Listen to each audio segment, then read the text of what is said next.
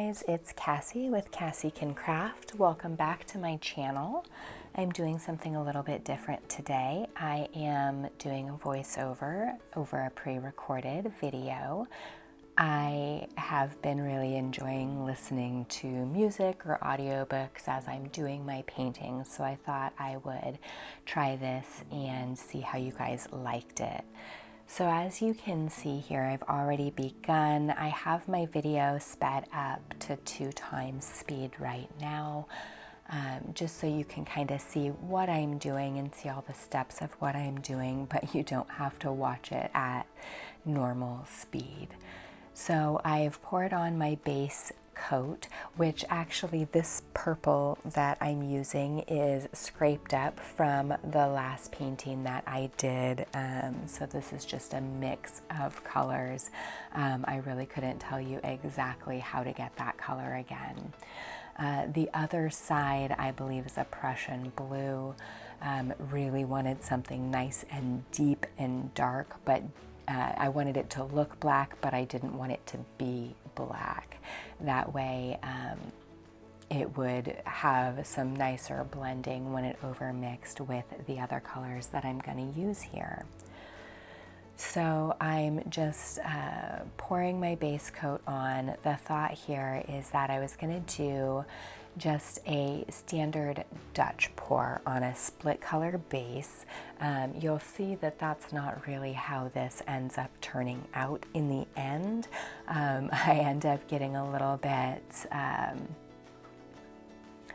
more wild with it. Sometimes I really like a simple Dutch pour, and sometimes I really just like more color and more than what I get with just you know, a single simple Dutch pour. So here I'm getting ready to layer my colors. Let's see, I believe this is an unbleached titanium.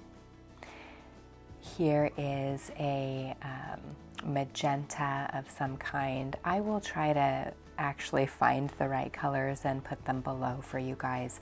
That purple, I believe, was actually a blue violet, and then I'm just kind of repeating some of mine. Oh, it looks like I added some silver in there too. That was what I did, and then I added white, and now I'm just putting some more of the base colors next to my line of colors there so that I can blow it over a bit. I'm torching it to get the air bubbles out.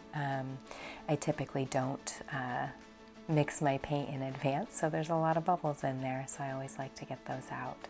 So this is my first sweep with the blow dryer, and it's a nice color. I really do like the blend here, but I just wanted more from the piece, so I'm going to try blowing it out a little bit, and we'll kind of see where it goes.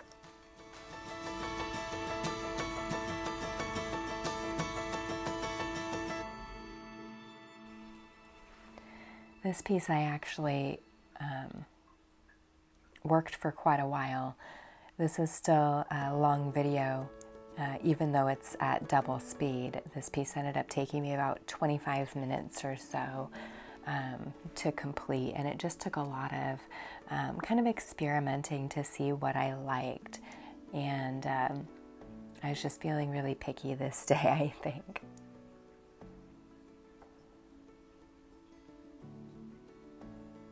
So I'm just blowing it out with my breath some more.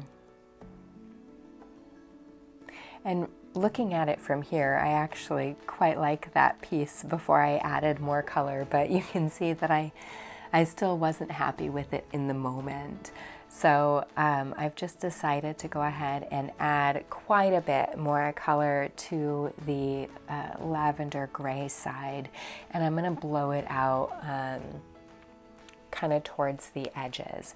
So I'm not being shy with adding more paint here, as you can see.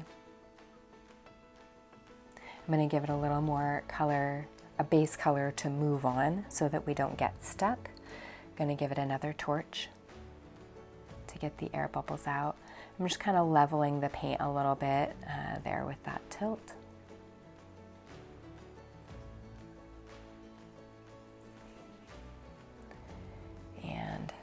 adding some more paint because I forgot a color.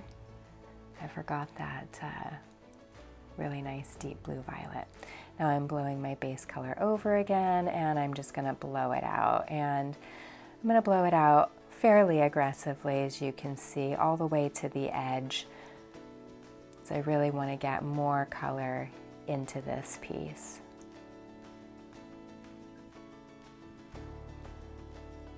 And all my paints here are mixed with Floetrol and water. I'm using a variety of paint brands: Amsterdam, Master's Touch, Liquitex Basics, just to name kind of my usuals. The silver is PBO iridescent silver, so that's which one I'm using there. And so they're all mixed with Floetrol and water. They are about 1 part paint to about 2 parts Floetrol, and then paint to consistency. And my paints here are really quite fluid consistency, as you can see. So here what I did in the corner is I just added some extra dark color. I wanted to balance that bottom a little bit and that other corner where I still have some dark color. But you can see I'm getting an awful lot of cell action going on with my base color and with the other colors that I'm using, almost a little bit more than I was wanting. Now I'm working on the bottom dark negative space area, which there's getting to be less and less negative space, but I'm adding some swipes to kind of get the edges moving in the direction that I want them to move, and see if I can get some additional silver and color kind of spread throughout that bottom darker area.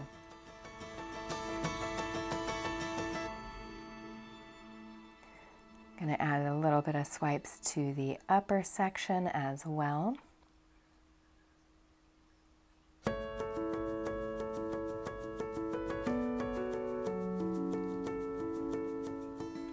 Really wanted it to kind of flow out from that center line, as you can see.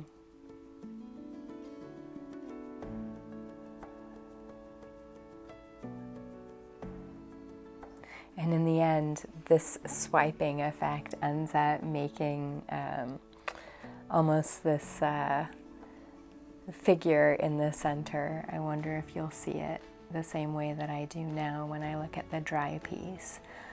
It's kind of funny sometimes. You don't see something when you're working it, and then you see it later in the dried piece, or you see it as you're editing the video or something. And you saw I torched it again there, again to get the bubbles out. A lot of air bubbles in the paint when you first mix it, and you really want to get those out, or else you're going to see a lot of pinpoints in your finished piece. So here you can see I've decided I'm going to spin it out a little bit. I like what I've got going on here, but I just want it to stretch out a little bit and see where we go from there. So I'm just getting this set up here. All right, so we're just going to get ready to spin this out here and see what happens with it.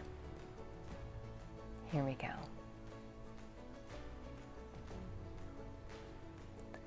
Kind of spin it gently at first, make sure it's centered, and then I gave it a little bit harder spin. You can see the paint kind of flying there. Okay, it's looking pretty neat here. I'm going to adjust it and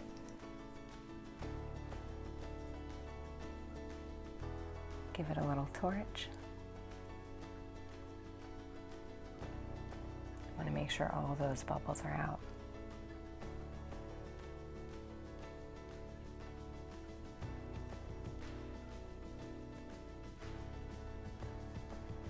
Spin it some more.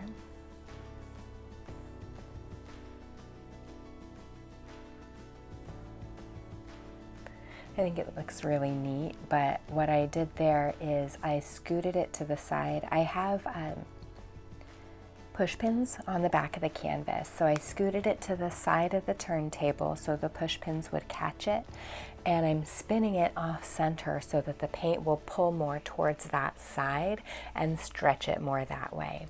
And now I've added on some more base paint color there to that section because I wanted it to, I didn't want there to be any paint there. I wanted some negative space. So now I'm spinning it again to get that negative space. I really like how that's looking. And I think that's done now. I'm going to clean up the edges.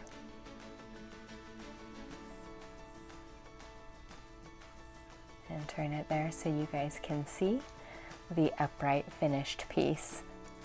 Give it one last torch. And we're good to go. All right, guys, here is the finished wet result. Really, really fun piece. I love how the dark Prussian blue and the blue violet and that lavender base color really work together to make some amazing colors, along with that magenta red color in there. I love how there's a lot of really beautiful lacing there, as you can see. Yeah, in that corner, almost looks like spider webs. All right, guys, thank you again so much for joining me. See you next time.